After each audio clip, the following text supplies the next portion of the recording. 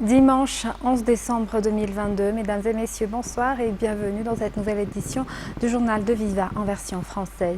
Dans les actualités de ce jour, le 4e groupe G4 au sein de la centrale de production d'électricité d'Indékalek a commencé à être opérationnel à partir de ce jour.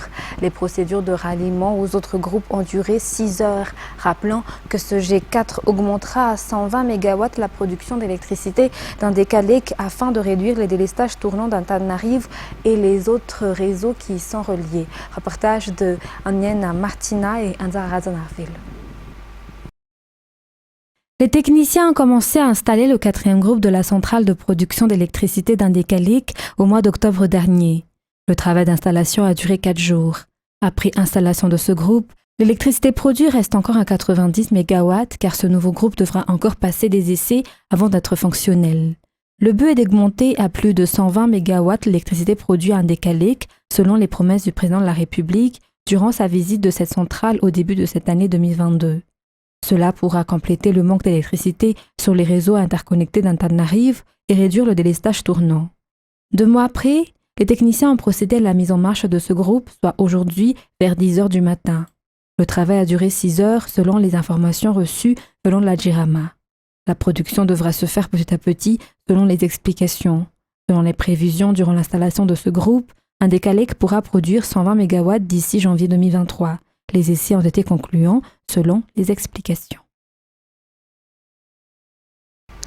L'État fournira la matière première, soit des chenilles qui servent dans la fabrication de l'Inde aux acteurs dans le domaine.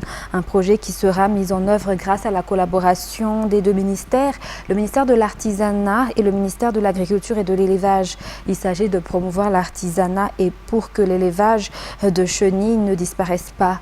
Outre le l'Inde, il sera également question de voir le secteur de l'exploitation des peaux et des cornes de zébu dans cette coopération, selon le ministre de l'Artisanat durant le FIEPA ou Foire internationale de l'élevage et des productions animales. La foire qui a duré 4 jours est marquée par des expositions, des conférences qui s'est achevée également aujourd'hui. Cette première édition s'est tenue au stade Barrère Mamas. Sur la page politique de ce jour, Madagascar participe au sommet des pays regroupés au sein de l'Organisation des États d'Afrique, des Caraïbes et du Pacifique, ou EEACP, 10e édition qui s'est tenue à Luanda, Angola. La lutte contre la pauvreté, la promotion du développement durable et l'introduction des pays membres ont été les raisons de cette rencontre. OEACP, organisation, a été fondée en 1975 et 79 pays en sont membres. Réduire l'inégalité au sein des membres a été également évoqué durant la réunion, mais aussi la sécurité et la défense. Les membres de l'OECAP évoquent souvent également le domaine de la politique, de l'économie et du social. Le sommet s'est achevé hier. Et dans les actualités sociales et diverses, plus de 900 tonnes de déchets sont ramassées quotidiennement dans la capitale et ses environs actuellement, selon le rapport du maire de la commune urbaine d'Antananarivo, Naina Anjatsitwen. La propreté de la ville devrait être restaurée dans les 5 jours. L'État central avec le gouvernorat et la commune s'entraident dans la réalisation de cet objectif d'assainissement de la ville. Lancé qu'en cette période de l'année, les déchets augmentent du fait de la saison des fruits, mais également de l'affluence Antananarivo. C'est Sylvain, nous en dit plus. Si le nombre total des bacs d'ordures est de 267 dans la capitale, 21 d'entre eux sont surchargés de déchets, 81 sont pleins. Depuis le 7 décembre dernier, la situation est exceptionnelle et le ramassage se fait de jour comme de nuit. 37 camions-bennes ont été mobilisés pour le transport des ordures de la capitale actuellement. Le travail s'accroît un peu plus que d'habitude pour les éboueurs. Si l'ordure ramassée était moins de 400 tonnes par jour auparavant, actuellement cela atteint les 887 tonnes en une journée. 24 des camions travaillent de jour comme de nuit pour la SMA avec ceux de l'État et du gouvernorat d'Analamangue. Ils sont appuyés par 4 tractopelles. Selon les rapports de la commune d'Antananarivo, 275 tonnes d'ordures ont été ramassées en 3 jours. 97 points d'ordures ont été assainis jusqu'à hier soir, notamment à Njanmen, un Boudmit, un Boudiad, un Baklampkel, un Buibao et un Batrouk. Et le ramassage se poursuit dans les autres quartiers et devrait se faire dans les 5 jours. Rappelons que depuis le mois de décembre, Antananarivo compte 1000 tonnes d'ordures journaliers et la capacité de la SMA ne peut excéder que 550 tonnes par jour avant cette opération coup de poing. Et les paysans producteurs de litchi à Marumane, Rufiadanamanga, district de Brickaville, se plaignent de l'existence d'une escroquerie dans le domaine foncier. Un groupe de personnes prétend être propriétaire d'un terrain qui a été mis en valeur depuis 1969 avec des documents légaux. Ces personnes utilisent même la force selon les explications et s'accaparent des produits de ces paysans. C'est Sylvain. Un groupe de personnes s'est introduit dans cette plantation de litchi à Marumane, Rufiadanamanga, district de Brickaville, vendredi dernier. Ils en ont été empêchés, mais sont quand même entrés de force, selon les témoignages. Après avoir réussi à s'introduire dans le champ, ils se sont emparés de 37 sacs de litchi qui appartiennent aux paysans qui y travaillent. Ce groupe de personnes a montré des documents ayant soutenu que le terrain avec le champ de litchi leur appartient, selon toujours les explications. Les paysans réfutent ces allégations et disent également avoir les documents légaux de ces terrains. On sait également que le litige sur ce terrain a déjà été transmis auprès de la justice. Bon nombre de gens ont déjà tenté de le vendre et de s'en approprier, mais les paysans ont toujours eu gain de cause. Ainsi, ces paysans font appel aux responsables face à ce genre de faits. Dans les actualités de ce jour également, le nombre des personnes atteintes du coronavirus a connu une baisse pour la semaine du 3 décembre au 9 décembre comparé à la semaine précédente avec un total de 133 nouveaux cas. Un décès a toutefois été enregistré. Les détails dans ce reportage. Selon les statistiques officielles sorties par le ministère de la Santé publique aujourd'hui, 133 personnes ont été atteintes de la COVID-19 entre la date du 3 décembre au 9 décembre 2022. Ces 133 cas ont été détectés sur 1321 personnes testées. 129 sont des nouveaux cas et 4 des cas contacts. Par ailleurs, une personne est décédée du coronavirus durant cette semaine, tandis que 3 personnes présentent des formes graves de la maladie. Concernant la répartition des cas au niveau des régions, la majorité des cas ont été détectés dans la région Analamang, soit 93 cas, 14 cas ont été enregistrés dans la région Diana, 13 cas dans la région Vaknakarach, 8 cas ont été enregistrés dans la région Bouin et 4 cas ont été recensés dans la région de Matsachambun et un cas a été enregistré à Intimanjefan. Le ministère de la Santé publique recense actuellement 367 cas actifs du virus de COVID-19 dans le pays. L'armée malagasy y remémore l'histoire de Madagascar, notamment la participation aux guerres mondiales, et cela à travers l'Office national malagasy des anciens combattants ou ONMAC. Outre son rôle de préservation des patrimoines, l'Office aide également les anciens combattants et les victimes de guerre. Reportage de Cécile Sylvain sur les images de Zahara Ndjiansou. La Première Guerre mondiale, la Deuxième Guerre mondiale, mais aussi la guerre d'Algérie, ce sont les 3 guerres mondiales auxquelles Madagascar a pris part, les compatriotes y ont laissé leur vie. Une vie qui n'est pas perdue pour rien car elle reste gravée dans l'histoire de l'armée malagasy à travers l'ONMAC ou Office national malagasy des anciens combattants. C'est ici à Anous que l'histoire est exposée. Cela fait 70 ans aujourd'hui que la pose de la première paire de cette infrastructure est commémorée. Des matériels de guerre, des photographies y sont exposés. Durant la célébration, des résumés de l'histoire ont été effectués qui reste également une des raisons de l'existence de cet office malagasy qui aide les anciens combattants et les victimes de guerre à travers diverses façons. Une façon également de rappeler ce qu'ils ont fait pour le pays durant ces guerres. Dans les actualités internationales, dans l'est de la RD Congo, les combats entre l'armée congolaise et le M23 ont poussé des milliers de Congolais à fuir en direction de Goma.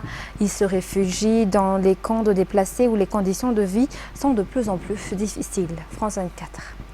Au moins 102 hommes, 17 femmes et 12 enfants ont été tués à Kishiché et à Bambo, 2 localités du territoire de Rutshuru. Selon le communiqué de presse de la MONUSCO et du Bureau conjoint des Nations Unies pour les droits de l'homme, ces civils, je cite, ont été exécutés arbitrairement par balles et par armes blanches. Des cas de viol, de pillage, mais aussi d'enlèvement ont également été rapportés. Des faits qui se sont produits selon cette enquête préliminaire le 29 et le 30 novembre. La société civile sur place ici à Goma et qui alerte depuis plus d'une semaine sur ce massacre salue le rapport onusien. Le fait que les Nations Unies prennent ce temps-là d'aller enquêter et de se rendre compte qu'il y a eu massacre et de les confirmer, pour nous, en tout cas, nous saluons ce rapport Mais évidemment, nous demandons qu'ils aillent plus loin pour avoir les nombres exacts des populations qui ont été sauvagement massacrées. Les gens sont morts en grand nombre. C'est une zone où on est en train d'avoir accès petit à petit parce que c'est encore contrôlé par les M23 et que donc c'est par rapport aussi à certaines familles qui ont perdu le lait qui sont en train d'actualiser les chiffres. Donc ce chiffre pourrait encore s'alourdir avec le temps. Les témoins et les victimes directes interrogés par les enquêteurs parlent d'un acte de représailles du M23. Selon eux, les rebelles soupçonnaient les habitants de Kichiché et de Bambo d'être complices des groupes armés locaux qui, eux, sont opposés aux rebelles du M23. De son côté, le M23 nie les accusations des Nations Unies et appelle les enquêteurs à se rendre sur place pour, je cite, établir la vérité. La MONUSCO, dans son communiqué, appelle à un accès sans restriction aux lieux et aux victimes pour une assistance d'aide humanitaire d'urgence, car pour l'instant, la zone reste inaccessible. Toujours à l'international, parlons un peu sport. Qualifié au Maroc et en France, l'émotion a gagné les supporters marocains après le choc Maroc-Portugal 1-0 remporté par les Lions de l'Atlas. Et pour cause, c'est la première fois qu'un pays africain parvient à dépasser les quarts de finale d'une Coupe du Monde. France 24 nous en dit plus. Ah oui, tout à fait. Je ne sais pas si vous arrivez à bien le voir derrière moi, mais le carrefour auquel on est complètement bouché. On a beaucoup de gens qui sont autour avec des drapeaux, avec des mégaphones pour chanter leur joie. On a eu un feu d'artifice il y a quelques minutes. On a des fumigènes régulièrement qui sont craqués par les supporters. La plupart des gens sont sortis au moment du coup de sifflet final. Il faut dire que la victoire ici a été vécue avec beaucoup d'émotions. Il faut dire que la joie ici des gens, et voilà, elle se voit et elle se sent parce qu'ils sont très fiers d'être marocains aujourd'hui. Ils sont très fiers d'avoir battu le Portugal, d'avoir battu l'Espagne. Et là, je peux vous dire qu'ils sont supporters de l'équipe de France parce qu'ils espèrent pouvoir rencontrer et battre l'équipe de France en demi-finale. Jeudi, au terme d'intenses tractations, les États-Unis ont accepté de remettre à Moscou le Russe Viktor Bout, âgé de 55 ans, arrêté en 2008 lors d'une opération américaine en Thaïlande, en échange de la basketteuse Brittney Griner, détenue en Russie depuis des mois pour une affaire de cannabis. Portrait avec France 24.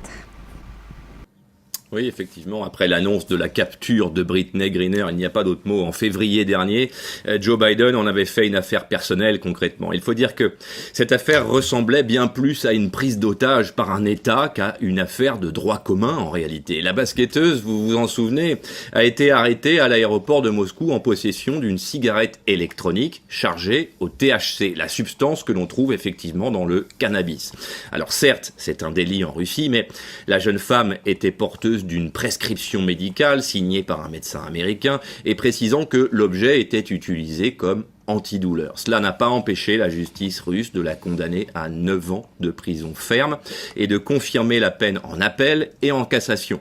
Devant la brutalité de la sanction, l'opinion américaine avait bien entendu été profondément choquée et Joe Biden lui-même s'était emparé du dossier. Et très rapidement, l'administration américaine a assumé l'idée de procéder à un échange, tout comme au temps du pont des espions de l'ère soviétique et de la guerre froide. Un échange entre la sportive et Viktor Bout, vous l'avez dit, le célèbre marchand d'armes russe, arrêté en Thaïlande il y a 10 ans et extradé aux États-Unis pour y être jugé et condamné à cette peine de 25 ans de prison qu'il ne fera pas. Donc vous connaissez Viktor Bout, il a inspiré le film Lord of War, ce blockbuster américain avec Nicolas Cage, qui avait participé à faire la lumière sur le monde obscur des trafiquants d'armes internationaux. Ces derniers mois, les avocats russes et américains et bien sûr la famille de Brittney avaient affiché leur pessimisme, notamment après que l'américaine a été transférée dans un camp de travail russe beaucoup plus proche du goulag pour femmes que de la prison concrètement. Le fait que la négociation a fini par aboutir est donc une surprise relative, une bonne surprise bien sûr que Joe Biden voulait, vous l'avez vu, a souhaité annoncer lui-même. Brittney Griner est donc en route pour son pays et pourra dans quelques heures retrouver sa famille et l'Amérique qui s'est évidemment pris de passion pour cette histoire. L'échange a donc eu lieu à l'aéroport d'Abu Dhabi avec le soutien actif des autorités locales, chaleureusement remerciées par le président des États-Unis.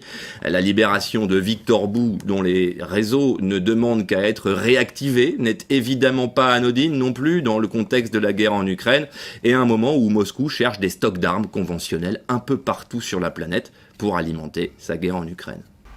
Mesdames et messieurs, s'achève cette édition pour ce soir. Nous vous remercions de votre fidélité. Très bonne continuation et très bonne soirée sur Viva. Au revoir.